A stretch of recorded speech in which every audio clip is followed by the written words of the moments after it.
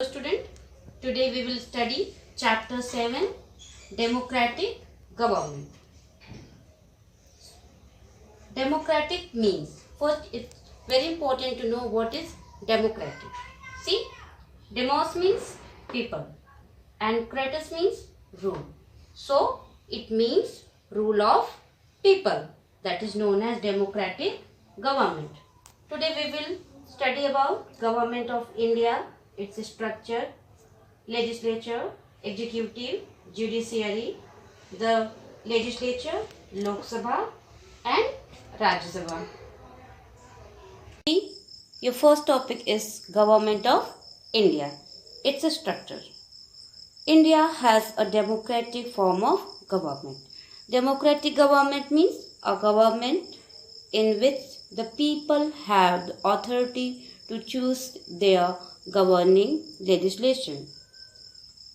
All the Indians who are 18 years of age or above have right to choose or elect the member of the Lok Sabha. Voting is a very valuable and precious right of any citizen of a democratic country, which is very important for the smooth functioning of any democratic government.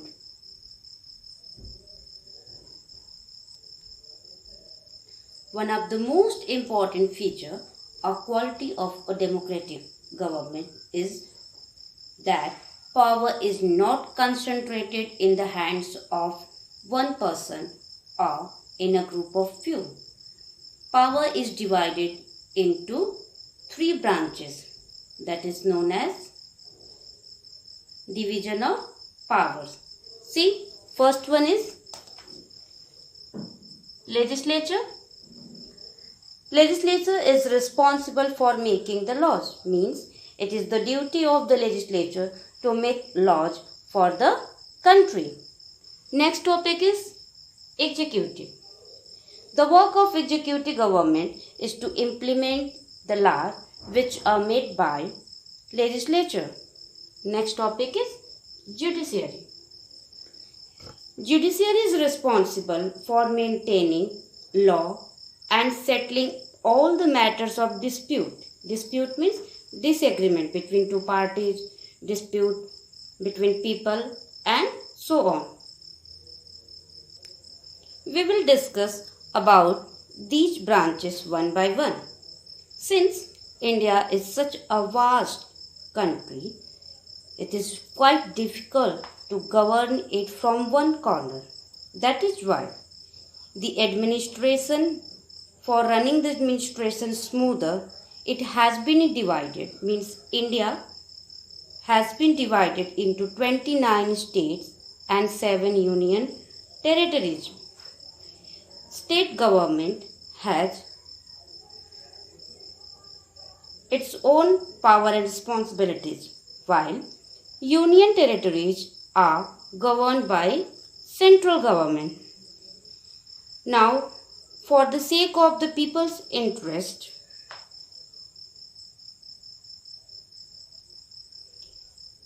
the administration is responsible for the smooth functioning of a democratic country. India means our country has a federal form of government. Federal form of government means the power is divided between the central government and the state government. The central government deals with larger issues.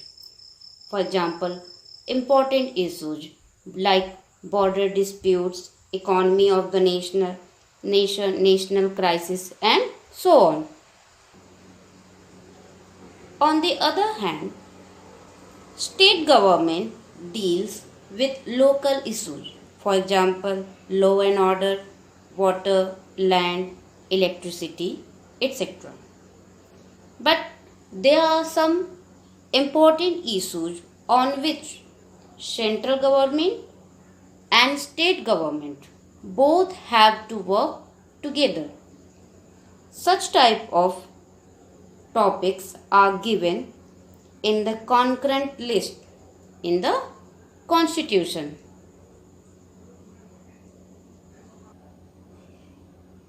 There is another level of government which functions below the state level, that is called the local government. Means the government which works below the state government is known as the local government.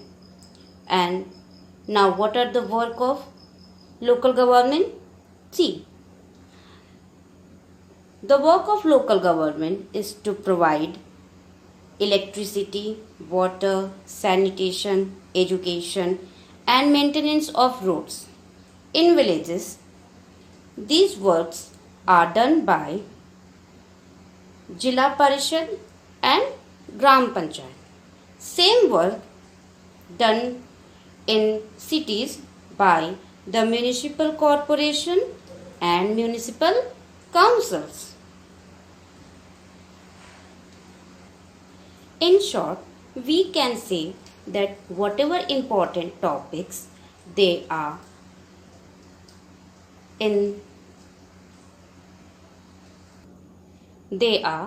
done by central government, and whatever less important topic, for example sanitation, education, these topics are seen by state government with the help of Jila Parishad, municipal corporation and municipal councils.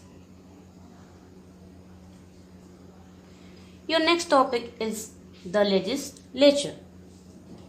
The parliament is the supreme legislative body in our country. Means parliament is the supreme in India to make laws. In India, the elections to the central and state government take place after every 5 years. Some parties take part in these elections. They are National Congress, Bharatiya Janata Party, Communist Party, Marxist, National Political Parties. These are some parties which participate in the elections. The parliament has two houses. First one is Lok Sabha and next one is Rajya Sabha. In Lok Sabha, members are directly elected by the people of India. Now we will study about Lok Sabha.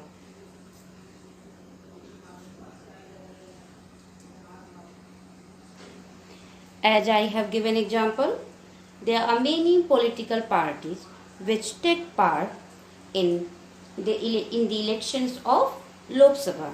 All the parties have their own specific ideas, their own special ideas and their own symbols. For example, lotus is the symbol of Bharatiya Janata Party, like this.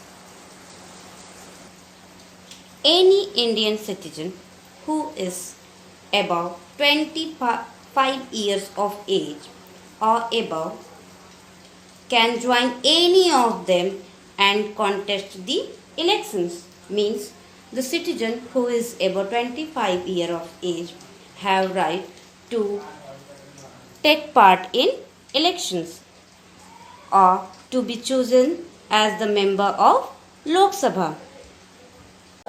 Lok Sabha.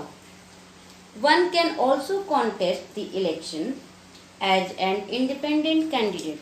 Means either who wants to join Lok Sabha can become a member of any political party, or he or she can also contest the elections as an independent candidate. Each Lok Sabha candidate who is elected by the people from his constituency means area, from which area that member elected is elected for a period of 5 years. The total members in the Lok Sabha are 552. Out of these 530 members are chosen from states, while 20 members are from the Union Territories and 2 members are chosen from the Anglo-Indian community by the President of India. The proceedings of the Lok Sabha are presided over by the Speaker. Speaker is the head of the Lok Sabha.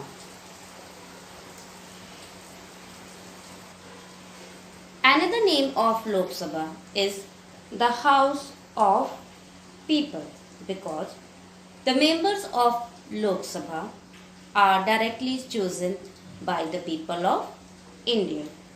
Revise the chapter carefully. Thank you.